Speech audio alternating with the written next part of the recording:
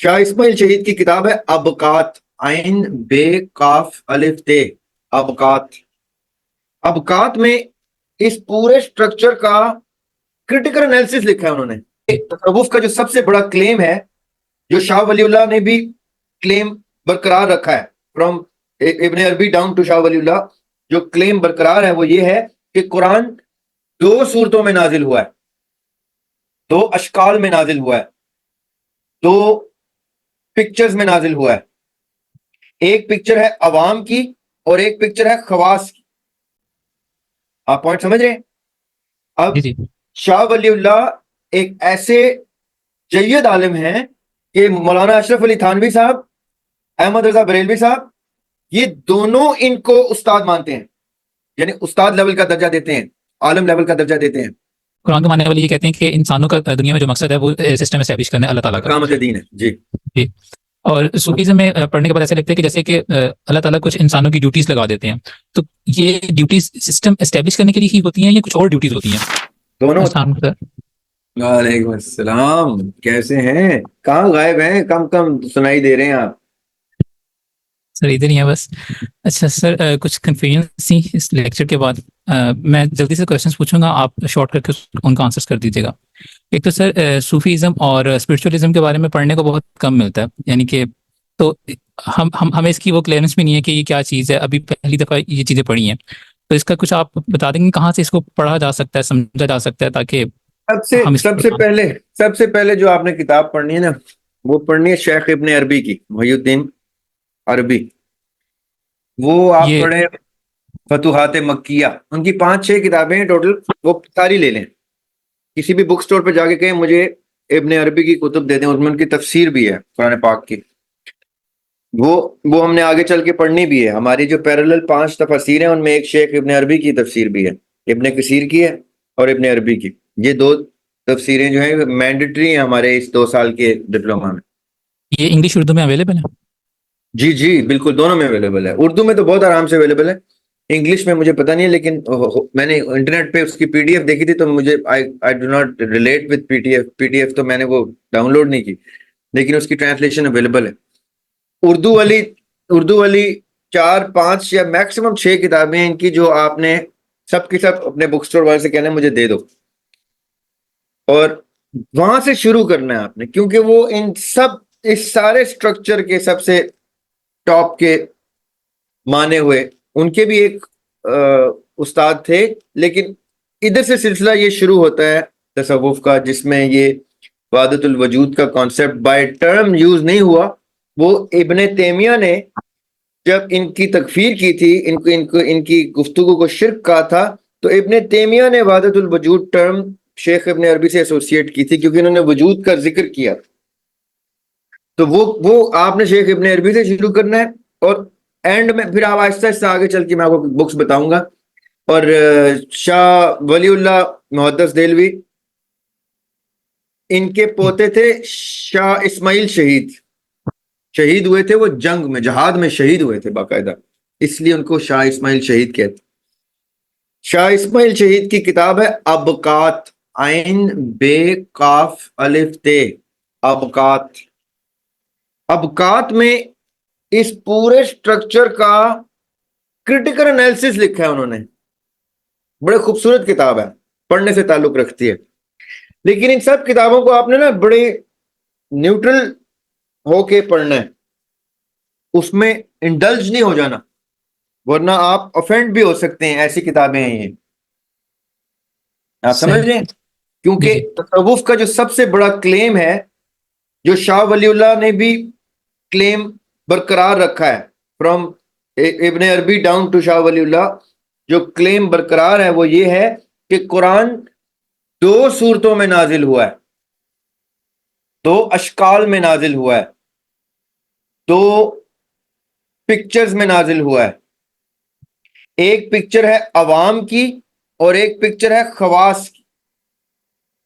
یہ تصوف کا کلیم ہے جس پہ تمام تصوف قائم ہے، جتنے بھی لوگ ہیں جن کے میں نام لے رہا ہوں وہ سب اس پہ قائم ہیں۔ ایون احمد سرندی، جنید بغدادی، یہ سارے، یہ جو اس چین کے لوگ ہیں، یہ سب کہتے ہیں کہ خواص کی تشریح of Quran is not to be spread to عوام. آپ پوائنٹ سمجھ رہے ہیں؟ اب جی جی شاہ ولی اللہ ایک ایسے جید عالم ہیں کہ مولانا اشرف علی تھانوی صاحب، احمد رضا بریلوی صاحب، یہ دونوں ان کو استاد مانتے ہیں، یعنی استاد لیول کا درجہ دیتے ہیں، عالم لیول کا درجہ دیتے ہیں. حالانکہ ایک اہل سنت ہے، ایک اہل حدیث ہے. سمجھ رہے ہیں؟ دیوبند ہے. آپ سمجھ رہے ہیں؟ جی جی یہ دونوں دیوبند اور اہل سنت یہ ماننے کے، شاہ ولی اللہ کو تسلیم کرنے کے باوجود ان کے تصوف کی اصطلاحات سے روگردانی کرتے ہیں. لیکن چونکہ ان کو جید عالم مانتے ہیں تو ہلکی ہلکی جھلک ان کی دونوں کی گفتگو میں پائی جاتی ہے جو اہل حدیث میں نہیں پائی جاتی. اہل حدیث اپنے آپ کو ڈیٹیچ کرتے. اہل حدیث کہتے ہیں کہ بھائی ہم نہیں مانتے ان چیزوں کو، ہمارے لیے روایت کی صحت آخری حجت ہے. اب روایت کون سی؟ جو سیاہ ستا میں آئی ہے. آپ سمجھ رہے ہیں بات؟ ہاں جی احمد رضا خان صاحب کہیں گے کہ مقلد بن جاؤ ایک فقہ کے، اشرف علی تھانوی صاحب کہیں گے مقلد بن جاؤ ایک فقہ کے، اہل حدیث کہیں گے مقلد بن جاؤ لیکن صحیح روایت کے، چاہے وہ کسی بھی کتاب سے مل جائے، کسی بھی فقہ سے مل جائے. یہ ڈفرنس ہے ان تینوں کے. میں نے آپ کو جو سرسری سا ایک مین ڈفرنس بتا دیا. ان تینوں میں تمام ان کے جید علماء شاہ ولی اللہ محدث دہلوی کی حیثیت کو ریکگنائز کرتے ہیں، کیونکہ شاہ ولی اللہ نے جو اس سائڈ کی کتابیں لکھی ہیں وہ بہت خوبصورت کتابیں ہیں جن کو یہ سب مانتے ہیں. جو اس سائڈ پہ وہ آئے ہیں انہوں نے پیرلل میں یہ جو کتابیں لکھی ہیں انہوں نے کہا یہ خواص کے لیے، یہ عوام کے لیے نہیں. اب یہ ایک لمحہ فکری ہے میرے آپ جیسے آدمی کے لیے کہ بھائی اس کا مطلب ہے قرآن خواص کا ہو رہا ہے عوام کا ہو رہا ہے، تو کہتے ہیں جی ایسا ہی آپ ہماری فلاں تفسیر پڑھیں جو خواص کے لیے، فلاں تفسیر پڑھیں جو عوام کے لیے، آپ کو زمین آسمان کا فرق دکھائی دے گا. تو ہم کہتے ہیں یہ کیا بات؟ تو پھر ہم کہتے ہیں تو انبیاء کون سی تفسیر بیان کرتے تھے؟ تو کہتے تھے عوام والی، کیونکہ ان کا کام تھا عوام کو ایڈریس کرنا، انہوں نے سسٹم ان پلیس کرنا تھا جو گراس روٹ لیول تک جاتا ہے.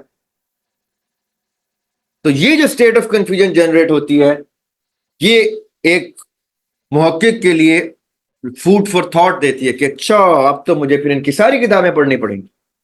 دین you go through all their material and you are amazed کہ یہ ایک ہی آدمی ایک طرف ایک سورت کی تفسیر کچھ لکھ رہا ہے اور دوسری طرف تفسیر کچھ لکھ رہا ہے. اب میں اس کی کون سی تفسیر کو مانوں؟ ان میں سے یہ شخص کون سا ہے؟ They become two persons in one. پھر ان کے پوتے شاہ اسماعیل شہید جن کا میں نے ذکر کیا ہے انہوں نے پھر ابقات میں یہ ساری باتیں لکھی ہیں کہ یہ ایسے ہے، یہ ایسے ہے، خواص کی یہ گفتگو کرتے ہیں، عوام کی یہ کرتے ہیں. انہوں نے بڑا خوبصورت ایک ابقات کو آپ نے لازمی پڑھنا. ٹھیک.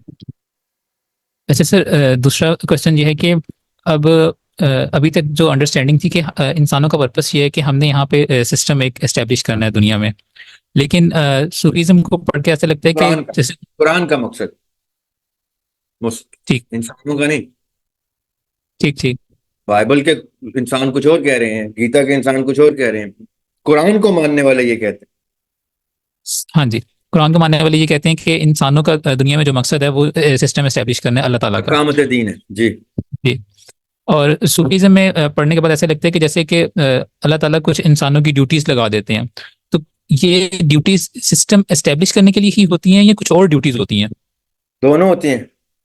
اب آپ وہ پڑھیے گا ابقات، اس میں وہ کہتے ہیں کہ سسٹم اسٹیبلش کرنے کی ڈیوٹی انبیاء کو دی گئی ہے، اور انبیاء بھی اسی لیول پہ ہیں جہاں پہ ہمارے شیخین ہیں. بلکہ یہ کہتے ہیں کہ شیخین جو ہیں ان کی ڈیوٹیز ٹو سم لیول انبیاء سے زیادہ سپیریئر ہوتی ہیں، کیونکہ انبیاء ایک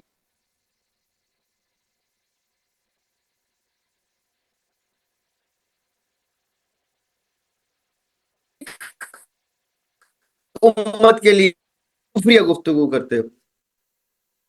یہ کہتے ہیں تم انبیاء سے اوپر لے جاتے ہو اپنے شیخین کو. آپ سمجھیں؟ یہ کہتے ہیں بھائی تم بائی ڈیفینیشن دیکھو، تم کہتے ہو نبوت ختم ہو گئی، تو کیا دنیا تو ختم نہیں ہوئی؟ ہم دنیا میں جو باقی کام ہے وہ ہم نہیں کرنے ہیں نا پھر. اور جب نبوت جہاں جہاں نہیں تھی، جس ایرا میں نبی نہیں آئے، اس ایرا میں ہم لوگ ہی تو کام کر رہے تھے. تو یہ کہتے ہیں کہ بھائی تمہارے پاس کون سے پریزیڈنٹ ہے اس بات کو کلیم کرنے کا؟ کہاں پہ لکھا ہوا یہ سب کچھ کہ تمہارے کوئی صوفیہ، کوئی بزرگان جو ہیں وہ دنیا ریسکیو کرتے پھر رہے تھے؟ یہ ان کو پھر کہتے ہیں کوئی پریزیڈنٹڈ بات بتاؤ. یہ کہتے ہیں کہ بھائی ہمارے پر ابھی بھی وہی اترتی ہے، یہ کہتے ہیں.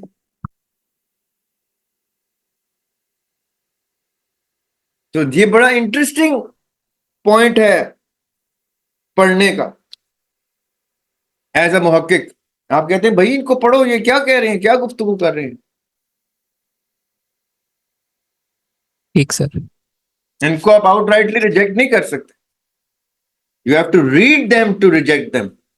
کسی کے کہنے پہ ریجیکٹ نہیں کرنا، پہلے پڑھیں. کیا پتا آپ کو کوئی ایسا مٹیریل ملے کہ یار ٹھیک ہے میں یہ بات واقعی عوام تک نہیں کر سکتا، لیکن یہ بات مجھے سمجھ میں آ گئی ہے کہ کچھ ہے اس کے اندر. ٹھیک ہے سر. میں جی جی شکریہ. خوبصورت سبجیکٹ ہے، پڑھنے سے تعلق رکھتا ہے.